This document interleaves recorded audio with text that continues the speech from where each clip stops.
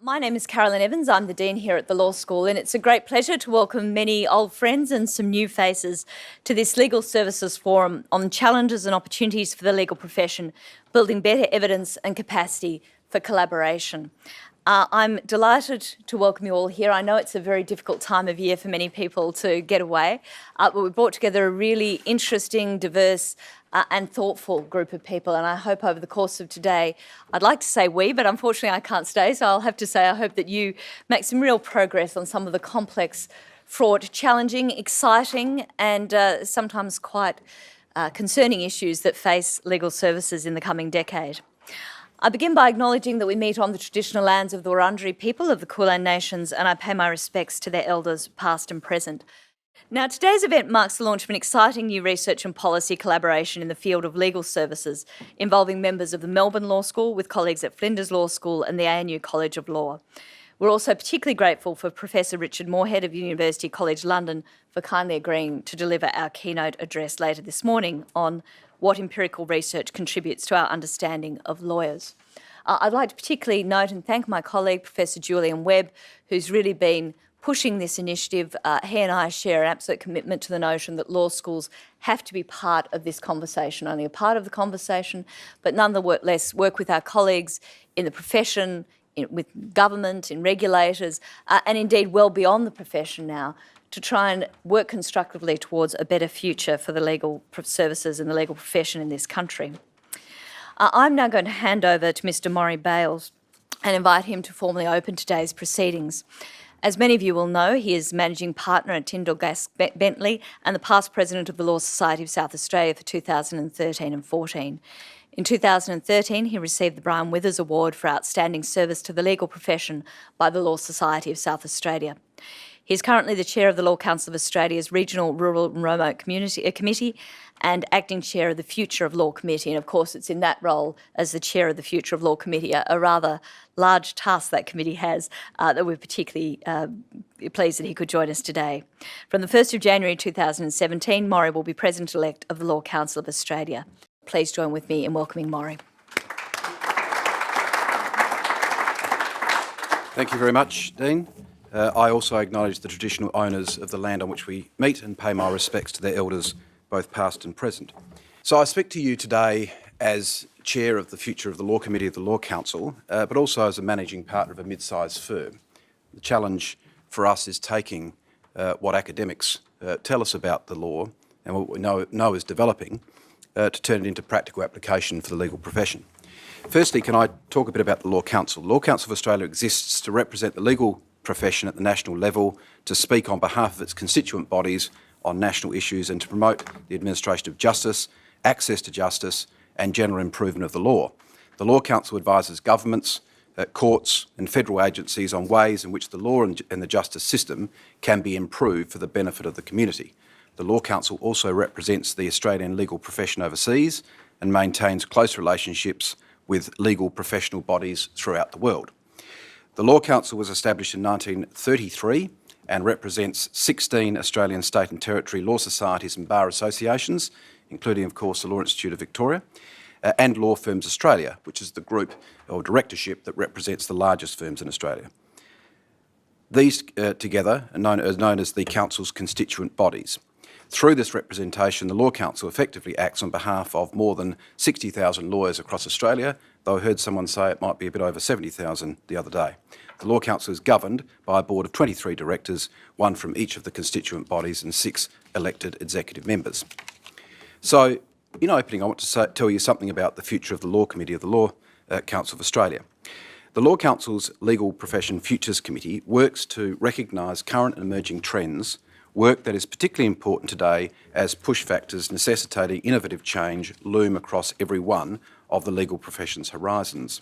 The Futures Committee focuses on change in the legal services market over the short to medium term. We are less concerned with predicting longer term trends and changes for example, how AI works and so forth, more concentrating on the practical application for what is happening at the moment to the profession. Much work has already been conducted on the issue of the future of the law and the future of the legal profession. The Law Council of Australia is not trying to replicate that work. Rather, the Futures Committee is aiming at condensing the material that has already been published into a usable form such that the Australian lawyer can respond to and, where possible, shape the specific change drivers affecting the profession today. The work of the Futures Committee draws on the vast experience and specialist knowledge of its members across many areas of law and practice. The committee includes members from large law societies, small law societies, the bar, academia, the Australian Law Management Group, Law Firms Australia, and committee members are drawn from all Australian states and territories. In this way, the committee acts as a forum for Australian lawyers to engage in a national conversation about the opportunities and challenges that lie ahead for our profession. Importantly, rather than approaching its work by examining various change drivers in isolation, the Futures Committee is concentrating on how such change drivers might affect various elements of legal practice and professional regulation in Australia. To achieve this aim, the work of the Futures Committee is divided across a number of individual work streams, with the current focus being on the impact on these areas: work practices for lawyers, practice structures for lawyers, legal education and training, new legal products and services, cybersecurity, diversity, bar-specific issues, globalisation and the impact of technology on issues affecting rural, regional and remote practitioners, and on judicial processes. It is interesting that whilst we talk as a profession, it is ultimately interaction with the courts that completes the justice process. One of the key objectives of the Futures Committee is to deliver its output in a form that is practical and user-friendly for the profession. So that's our ambit. The change drivers affecting Australian lawyers are similar to those to their counterparts overseas. For example, a recent report by the Law Society of England and Wales into the future of legal services identified a number of influences responsible for driving change in legal services markets. These factors included how clients buy legal services, technological process innovation, new entrants and types of competition, and wider political agendas around funding, regulation, and the principles of access to justice. The report also predicted changing work patterns for lawyers, with more moving into business-to-business and in-house work, the widespread adoption of new skills, and the take-up of new business models. So what are these change drivers? First and foremost, perhaps today's legal professionals are facing increasing pressure from clients to produce greater output with fewer resources in shifting economic circumstances. We've often heard him speak, but Professor Richard Susskind, who leads in this area, talks about the changing work of lawyers and labels this phenomenon the more for less challenge. In his seminal book, The End of Lawyers, Professor Susskind explains the more for less challenge is arising from the perceived unaffordability of legal services and, in the commercial sphere at least, the need to undertake increased compliance work while still reducing overall legal spend. It has been argued that for many firms, everything is shrinking. That is, that revenues are shrinking and that firms are having to reduce their cost base in order to maintain profitability. It's also been argued the same pressures apply across the entire range of client types and to all lawyers, including in-house counsel. The pressure generated by this difficulty will irreversibly change the way in which lawyers work, will reduce firm profitability and will drive further regulatory liberalisation in the field. Meanwhile, other less predictable change drivers are also at work, like shifting workforce demographics and increased globalisation. Demographic changes have included the increased participation of women in the workforce, the emergence of an intergenerational workforce, differing expectations from a younger workforce, and issues related to gender and diversity and flexibility of working patterns.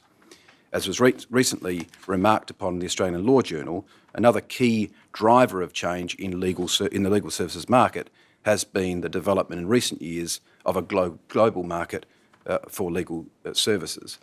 There are example after example of international mergers, even within Australia. In addition, the regulation of the legal profession is another change driver worth paying close attention to.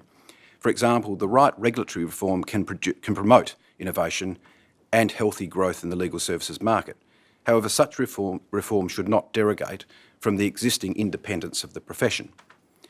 Paramountcy must be placed at all times on the ethical and professional responsibilities of the Australian legal profession, especially at a time when clients' needs become an increasingly central driving force behind regulation of the legal services market. Ideally, regulation will support expanded consumer choice and allow for more efficient and cost-effective delivery of legal services, while recognising that a lawyer's paramount duty has always been and must remain to the courts and to the independent administration of justice. And that, ladies and gentlemen, is a difficult balancing act. Behind economic factors and the more for less challenge, technology is poised to perhaps be the next greatest disruptor of the legal profession. To this end, technology can be viewed both as a facilitator and a driver of change. In its facilitation role, technology can assist firms to achieve greater efficiencies through the disaggregation and outsourcing of discrete bundles of work. It also allows for the automation of certain legal work, thereby increasing the potential volume of outputs while reducing the cost of service delivery. As a driver, new technologically based products, services and working tools are likely to create disruptive changes in legal services markets.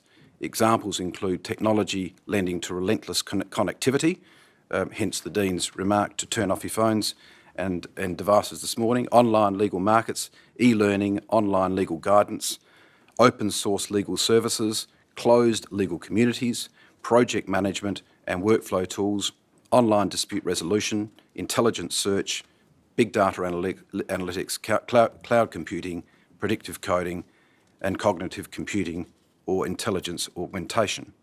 What we are seeing today is the rapid advance of highly disruptive digital and information technology. As it currently stands, technology is advanced in the areas of document review and document management. For example, automated document assembly systems are capable of creating complex legal documents with minimal human input.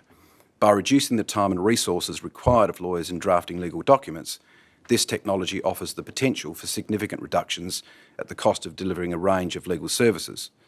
By contrast, modern technology and its known applications are less effective in lawyering for legal writing, advising clients, communications, interactions and factual investigations, negotiations and court appearances. However, with technology developing at a fast pace, it is not inconceivable that we might see new and innovative ways of undertaking all such tasks in the future. Quoting Professor Susskind again, although lawyers have traditionally been late adopters of technology, it is hard to imagine a legal profession of the future that has not embraced at least some technological development. Legal education is likely to change as a result of technological change, and the process is likely to drive further changes in legal services markets. Technological changes could affect the provision of online lectures and other changes in relation to the delivery of legal services, for example, virtual learning environments, and also in the different types of training for legal roles which are likely to arise. It is a very interesting topic, the education of lawyers. We are talking about it all of the time because to change an organisation, you can introduce technological change or you can introduce the people who are capable of technological change.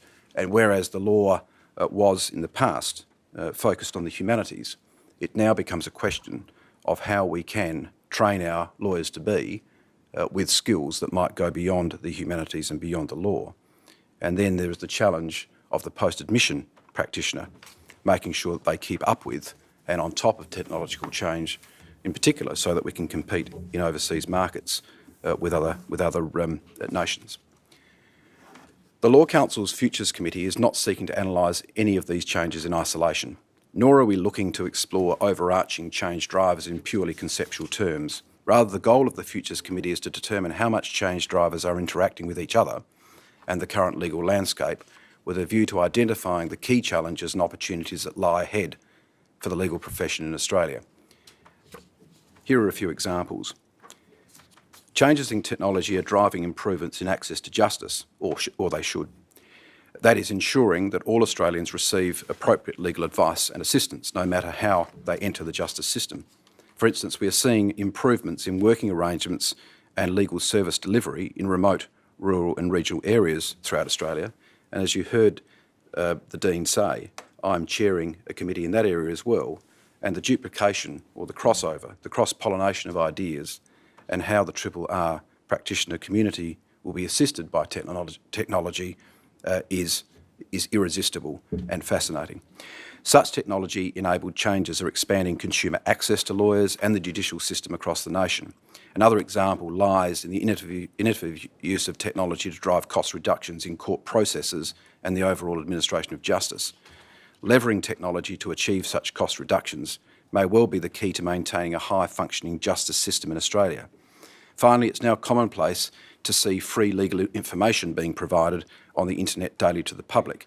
So whereas an individual might be unable or unwilling to obtain advice of a lawyer, in many instances they can find answers to their legal problems freely and openly online. Next, there is the great deal of innovation in the legal services industry that has to do with meeting client needs and meeting the challenge of responding to provide more for less.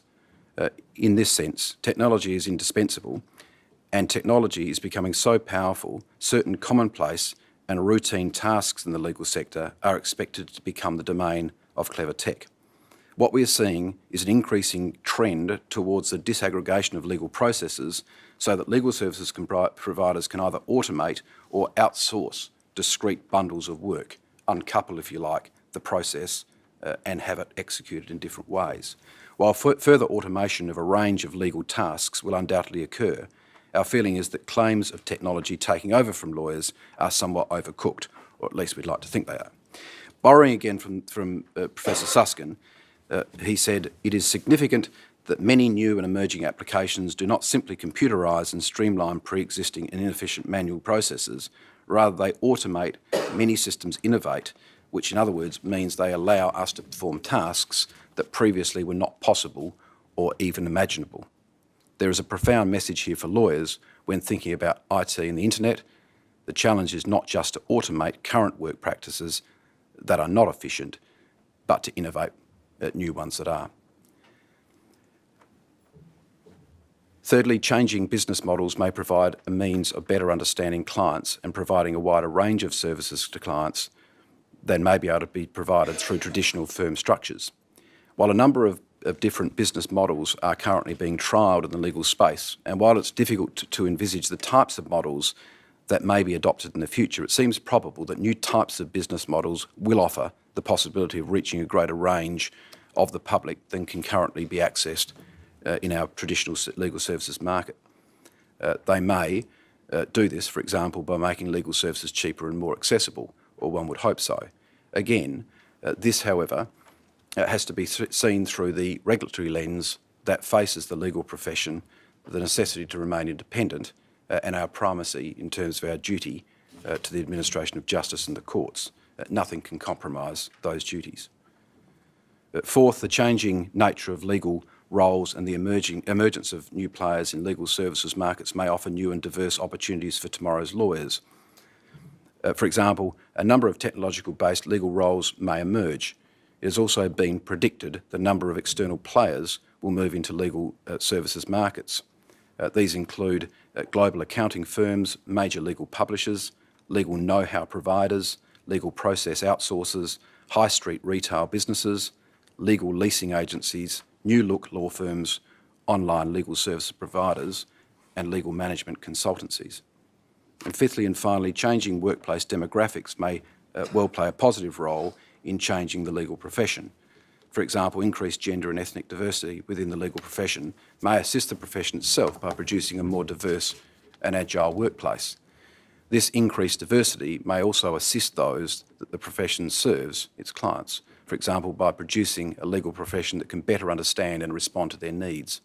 Changing business models and the technological changes may play their part in driving demographic changes within the profession through, for example, accelerating the trend towards the adoption of virtual firms, which make it easier for lawyers with parenting responsibilities to undertake legal work.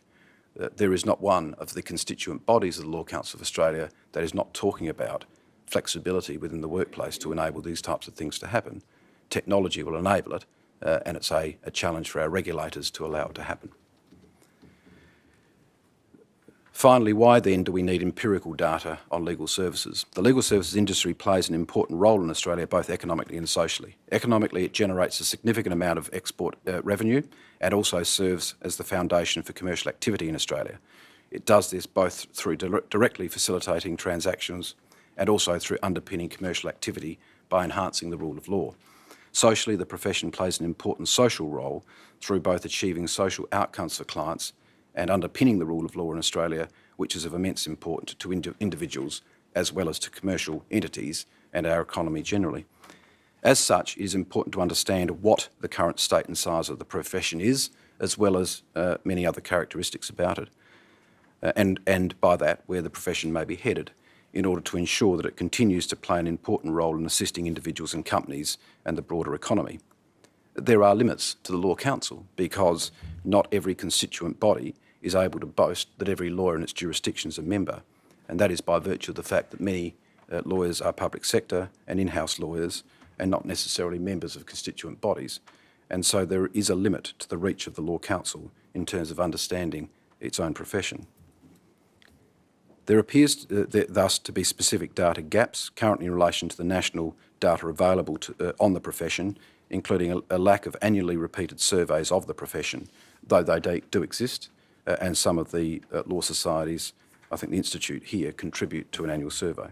It would be useful to have much more information that would be used to form the basis of regularly published data. Furthermore, national consistency in reporting requirements remains an issue not only in terms of data type, but also in terms of reporting cycles, which seem to be often out of sync. So with those words and a brief description of the work of the Future of the Law Committee, which, as you will appreciate, is demanding, broad, and to an extent, we are playing catch-up because our British and Canadian counterparts and American counterparts got there first. I thank you, and I wish you well for the remainder of the forum. Thank you.